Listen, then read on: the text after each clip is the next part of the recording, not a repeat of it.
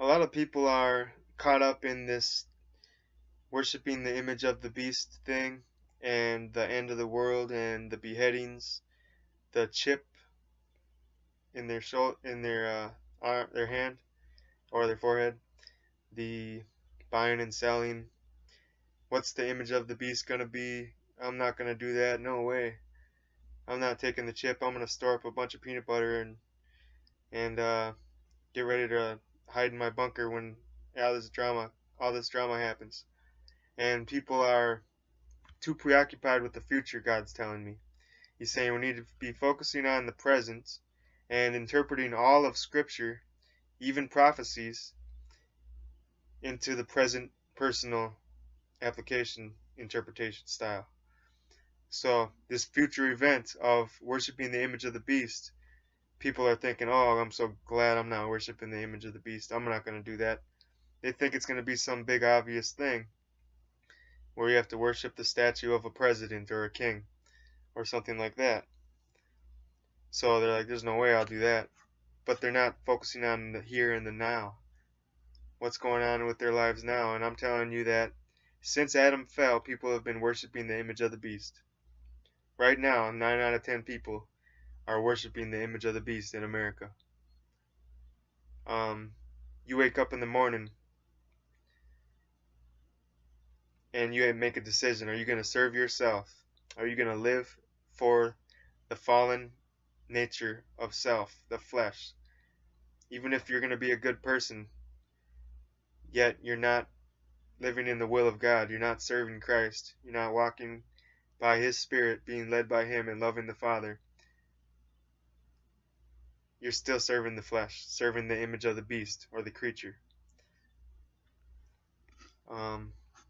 The unconverted man is the image of the beast, or the backslidden man is the image of the beast. Adam was created by God in His image and in His likeness. But after Adam fell, Adam procreated Seth, and all of us were procreated through that line.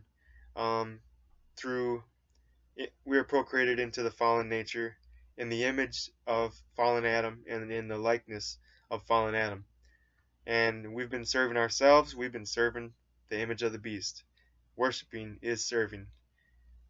Spending your time and your focus and your energy on something means you're worshiping it. Now, 666, what is this all about? Well, 5, God has shown me 5 symbolizes grace, 6 symbolizes the state of man, living for the flesh, earthly, worldly, unconverted, backslidden nature, and 7 symbolizes divine intervention, divine perfection, and 6 is where you've gotten to the place where you've seen the grace, you've had the chance to come into the grace of God, and you've bypassed it, and you've stopped at 6. You've stopped and you've chosen to continue in the flesh, to worship the beast. 7 is where you go through grace. You understand you have to get past the sinful nature and not live for the flesh, the unconverted self, the worldly part of you, and you get into the divine nature of God. You're living in the perfection of Christ, that you've received the righteousness of Christ. So that's 666, and 666 is the body is serving the image of the beast, the soul is serving the image of the beast, and the spirit is serving the image of the beast. That's what 666 stands for. So a lot of people are worshiping the image of the beast right now. If I woke up this morning and decided not to be led by the Spirit, decided to step out of His guidance, step out of the pursuit of giving Him glory and enjoying His presence and loving Him and honoring Christ as King, then I would be serving the image of the beast. Revelation has really been opened up to me and many others, how these future things that are supposed to be happening are really things that have been happening or are happening now. And if we look into the future for this stuff, we're missing what's happening in our lives right now. And the here and the now is important. We can't be loathing ourselves and hating ourselves for our past failures and sins and things that we've missed out on. And we can't be dreading the future and being so worried and taken up with that. We need to be in the present with Christ, in the presence of Christ. So, well, I really hope that I'm speaking all the things that I wanted to say in this video and not leaving anything out. I will be making videos about the rest of the Revelation, the beheadings, the buying and the selling, the mark on the hand or the forehead. I'll be explaining all those things. I'll get into the asteroids falling from the earth, the famines, the pestilences, the thunderings, the voices. All of these things are things that people are looking into the future for. It's going to happen, or it's happening now, and the tribulation's here. And I'm going to show you how we can apply this to our lives personally. Am I saying that it's not all going to happen in the world? No. But I'm saying it happens in us, within us as well. And I also believe that government and Catholic Church and religion, Babylon, they're all reading the scriptures and the prophecies, and they're doing what they can to fulfill these prophecies. It's obvious that the Catholic Church has read right into Revelation. They match the same colors, the same attributes. They're trying to look like the Babylon beast, the beasts of Babylon and all that stuff. So it's pretty weird.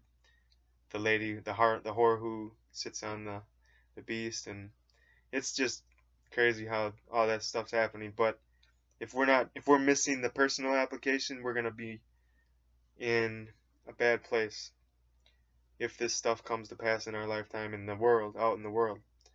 So this personal application is going to be really eye-opening to some of you, and I hope you'll be blessed. And I hope, as I'm breaking bread with you, as God takes a piece of bread and hands it to me, I take a bite of bread of knowledge or wisdom. I hand it to you, and you take a bite and you hand it to other people. And as God hands you bread, you break it off and hand it to me. Let's teach each other and build each other up into the temple of God, so that He can happily dwell within us, within our communities, and walk with us as unfallen Adam did with Him in the garden. Alright, love you. Not because of anything in me, but because Christ is in me, I love you and care about you. Before I was converted, I was selfish and did not care about anyone. For the most part, I was serving the beast hardcore. When I was living for myself before I was converted, I was worshiping the image of the fallen nature and worshiping myself, and that's the image of the beast. And just to let you know, you can be doing good things. You can be doing charity and doing all kinds of things, but if you're not serving Christ, you're worshiping the image of the beast, no matter how good it looks. It's not a war between good and evil. When it comes down to it, it's a war between good and God's will, because the enemy knows if he can get people to quit being good, quit being evil, they'll think they're okay. Okay, we're good now. But the real war is between being good and being in God's will, being led by His Spirit, and obeying the commandments of Christ, staying in the words of Christ, and glorifying God.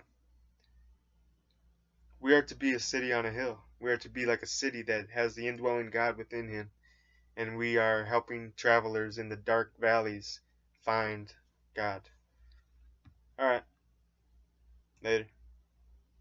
Thanks, and share this message with people so they're not all terrified about the future when they're not focusing on the important things of the here and now, how they're doing with God right now.